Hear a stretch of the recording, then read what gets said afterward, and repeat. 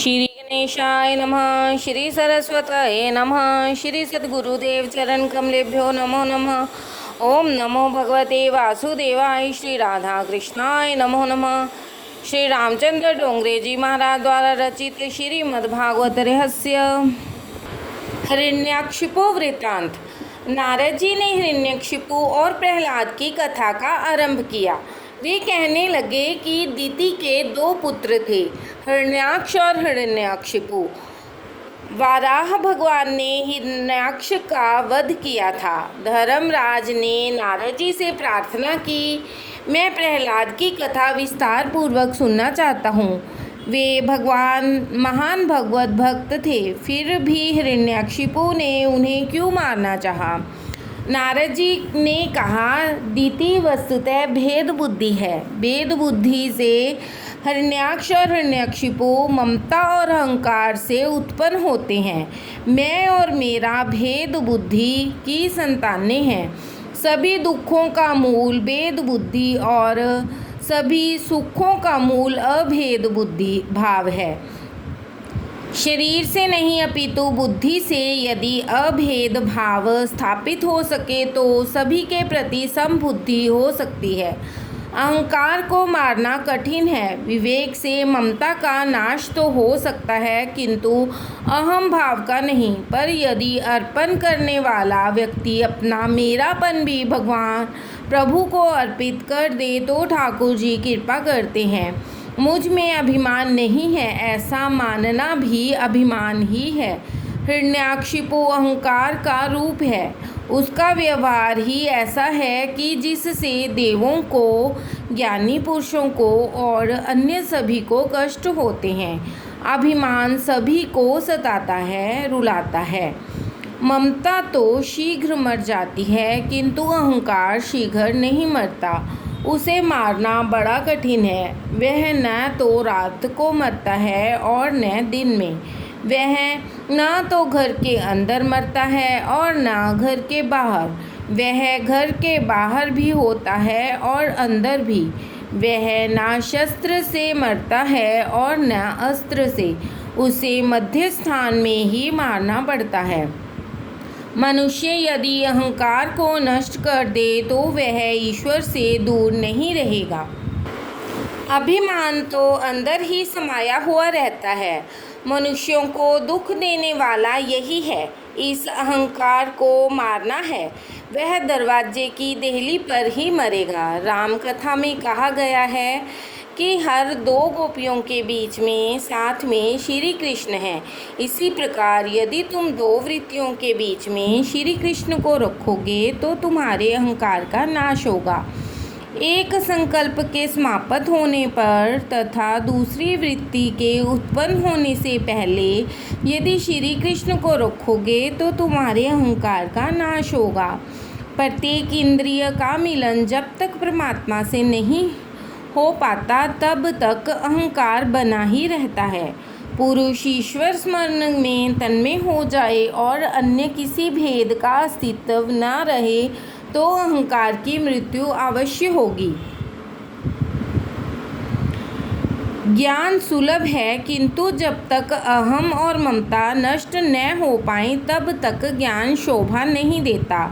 हिरण्याकशिपु ज्ञानी तो था, किंतु उसका ज्ञान अहम भाव और ममता से भरा हुआ था। अपने भाई की मृत्यु के अवसर पर भी उसने ब्रह्मोपदेश किया। जो औरों को उपदेश दे और स्वयं उसे अपने जीवन में न उतारे वह असुर है। हिरण्याकशिपु अन्य मानवों को तो ज्ञानोपदेश देता था, किंतु स्वयं सोचता था कि अपने भाई के हत्यारे से मैं कैसे बदला लूँ। एक गृहस्थ के पुत्र की मृत्यु हो गई तो किसी साधु ने उस समय उपदेश दिया कि यह संसार तो मिथ्या है। कुछ दिनों पश्चात उसी साधु की एक भैंस मर गई तो वह रोने लगा। न जाने इस समय उसका ज्ञान कहाँ हवा हो गया। उस गृहस्थ ने वहां आकर साधु से पूछा कि अब आप क्यों रो रहे हैं। साधु ने कहा, वह पुत्र तो तेरा था, अतः मैंने तुझे उपदेश दिया, किंतु यह भैंस तो मेरी थी, अतः अब मैं रो रहा हूँ। जब तक अहम भाव और ममता विद्यमान हैं तब तक ज्ञान का पाचन नहीं हो पाता। भक्ति से रहित ज्ञान शाब्दिक ही रह जाता है, अतः उस ज्ञान से जीव को कोई लाभ नहीं होता। वैराग्य और भक्ति के अभाव में ज्ञान का अनुभव नहीं हो पाता। कोई व्यक्ति बातें तो वेदांत और ब्रह्म ज्ञान की करे, किंतु प्रेम सांसारिक विषयों के साथ करे तो समझो कि वह दैत्य है, वह दैत्य वंश का है। हिरण्याक्ष की मृत्यु का समाचार सुनकर हिरण्याक्षिपु ने कहा कि मैं अपने भाई के हत्यारे विष्णु से युद्ध करूंगा। उसने माता दीति को कई प्रकार के उपदेश वचन सुनाकर संतुष्ट किया। उसने सोचा कि मैं विष्णु से अभी युद्ध नहीं करूंगा, अपितु पहले मैं वरदान प्राप्त करके अमर हो लूं, फिर युद्ध करूंगा। हिरण्याक्षिपु तपश्चर्या करने चला तो उसकी पत्नी क्याधु ने पूछा कि वापस कब लौटेंगे, तो उसने उत्तर दिया कि कुछ निश्चित नहीं है, मैं 10,000 वर्षों तक तप करूंगा, तप से अनेक सिद्धियां प्राप्त करके ही घर वापस आऊंगा। हिरण्याक्षिपु मंदराचल पर्वत पर आया। वह कथा भागवत में नहीं है, व्यास जी ने विष्णु पुराण में यह कथा लिखी है। हिरण्याक्षिपु की तपस्या का वृत्तांत जानकर देवों ने बृहस्पति से प्रार्थना की, आप हिरण्याक्षिपु की तपश्चर्या में बाधा उपस्थित कीजिए। यह सुनकर बृहस्पति तोते का रूप धारण करके मंदराचल पर्वत पर आए, जहाँ हिरण्याक्षिपु तपश्चर्या करने बैठा हुआ था। वहीं किसी वृक्ष पर बैठकर नारायण का जप करने लगे। जैसे हिरण्याक्षिपु मंत्र जाप का आरंभ करता कि तुरंत ही वह तोता नारायण की रट लगाना शुरू कर देता।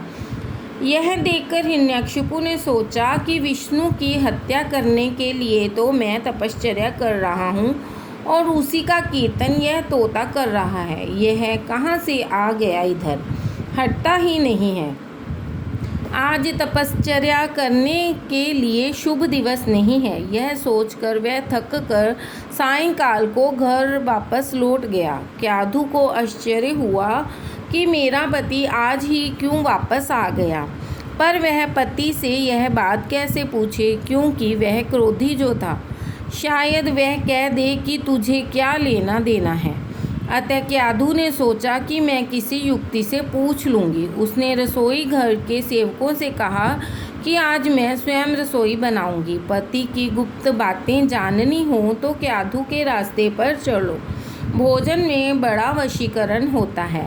लोभी को द्रव्य से वश में करो और अभिमानी को प्रशंसा से। हिरण्याक्षिपु अभिमानी था, अतः उसकी पत्नी उसकी सेवा करते हुए उसकी प्रशंसा करने लगी। राजा भोज ने एक बार कालिदास से पूछा था कि चीनी से अधिक मीठी वस्तु कौन सी है। कालिदास का उत्तर था प्रशंसा। क्याधु कहने लगी, इंद्र चंद्र आदि देव तो आपसे थर थर कांपते हैं। आप जितेंद्रिय हैं, ज्ञानी हैं। आपके जैसा वीर न तो कभी हुआ है और न ही कभी होगा। मैं कितनी भाग्यशालिनी हूँ कि आप जैसा पति मुझे मिला। मैं जानती हूँ कि एक निर्धारित काम को संपूर्ण किए बिना आप लौट ही नहीं सकते। क्या आज वन में कुछ ऐसा प्रसंग हो गया जिसके कारण आपको वापस लौटना पड़ा?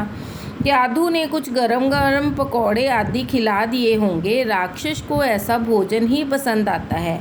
जिसे सात्विक भोजन पसंद नहीं आता वह राक्षस है। हिरण्याक्षिपु अपनी प्रशंसा सुनकर खिल उठा। कहने लगा, वैसे तो मैं अपने निश्चित काम को किए बिना नहीं लौटता, किंतु बाधा आ गई और अपशकुन भी हो गया तो वापस आ गया। क्याधु ने पूछा, कौन सी बाधा आ पड़ी थी, क्या अपशकुन हो गया था? हिरण्याक्षिपु ने कहा कि मैं जिस वृक्ष के नीचे बैठकर तपश्चर्या कर रहा था, उसी वृक्ष पर बैठकर एक तोता नारायण नारायण करने लगा। क्याधु को बड़ा आनंद हुआ कि चाहे जैसे भी सही, आज इन्होंने नारायण का नाम तो लिया। क्योंकि मेरे पति तो बड़ा ही अभिमानी और नास्तिक है। यदि मैं उन्हें नारायण का धुन जप करने को कहूँगी तो वह नहीं कहेंगी। अतः मुझे कोई युक्ति सोचनी पड़ेगी। अपने पति को पाप प्रवृत्ति में से युक्ति से बचा ले और उसे पाप करने से रोके, वही सच्ची पत्नी है। पति को धर्म परमात्मा के मार्ग में ले जाए, वह पत्नी ही धर्म पत्नी है।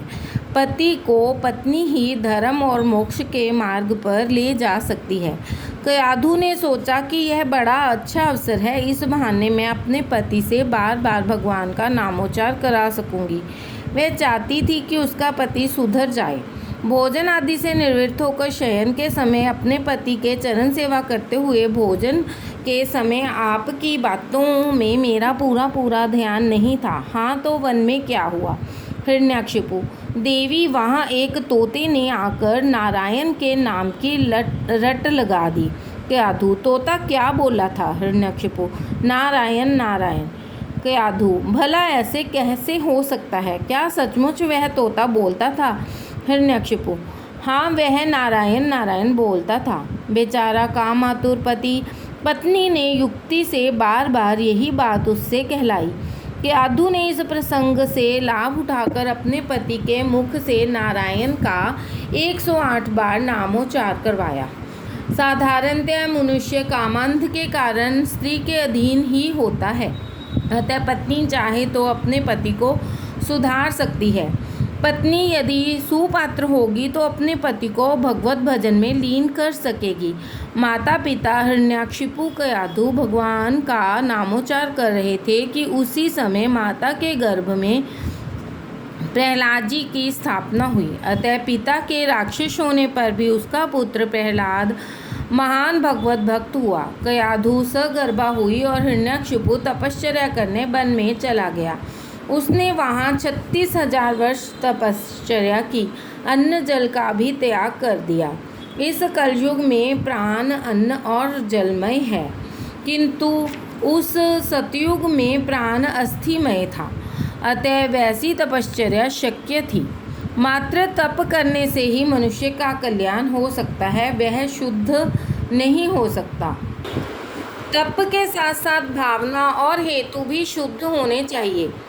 हिरण्याक्षिपु का हेतु अशुद्ध था। दुर्योधन ने भी विष्णु याग किया था, किंतु वह धन तो पापमय ही था। यदि योग की साधना करते हुए योगी का हेतु अशुद्ध हो, निश्चय उसका पतन ही होगा। केवल योग साधना से हृदय विशाल नहीं हो सकता। योग सिद्धि से अन्य शक्तियाँ तो प्राप्त होंगी, किंतु हृदय में विशालता नहीं प्राप्त हो सकती। ब्रह्मानुभूति के बिना हृदय विशाल नहीं हो सका। हिरण्याक्षिपु की तपश्चर्या से प्रसन्न होकर ब्रह्मा जी वहाँ आए। वह तो मिट्टी के ढेर से ढका सा हुआ था। ब्रह्मा जी ने जल छिड़का तो वह बाहर आया। ब्रह्मा जी ने उससे पूछा कि उसकी क्या इच्छा है, तो हिरण्याक्षिपु ने कहा कि मुझे अजर अमर बनाइए। ब्रह्मा जी ने कहा, मरना तो सभी को पड़ता है, जिसका भी जन्म हुआ है उसे मरना तो पड़ता ही है, तू कुछ और मांग। हिरण्याक्षिपु ने कहा, मुझे तो अमर का ही वरदान चाहिए। अतः मुझे ऐसा वर दें कि मैं ना तो दिन में मरूं और ना रात में, ना जड़ से मरूं ना चेतन से, ना मैं अस्त्र से मरूं ना शस्त्र से। ब्रह्मा जी ने सोचा, चूंकि इसने कठिन तपश्चर्या की है, सो वर तो देना ही पड़ेगा। उन्होंने उसे अमृतत्व का वर दे दिया। अब हिरण्याक्षिपु इतना शक्तिशाली हो गया कि उससे सभी देव पराभूत हो गए। देवों ने दुख के मारे प्रभु से प्रार्थना की। भगवान ने कहा कि जब मेरे प्रिय वैष्णव व्यथित होते हैं, मैं अवतार लेता हूँ। यदि पापी दुखी होता हो तो भगवान उसकी अपेक्षा कर भी देंगे और अवतार नहीं भी लेंगे, पर वे अपने भक्तों की उपेक्षा नहीं कर सकते। भक्तों पर विपत्ति आने पर उन्हें अवतार लेना ही पड़ता है। देवों को भगवान ने आश्वासन दिया कि जब कभी हिरण्याक्षिपु अपने पुत्र से शत्रुता करेगा और उसकी हत्या के लिए तत्पर होगा, तब मैं अवतार लूँगा और हिरण्याक्षिपु का वध करूँगा। राधे राधे।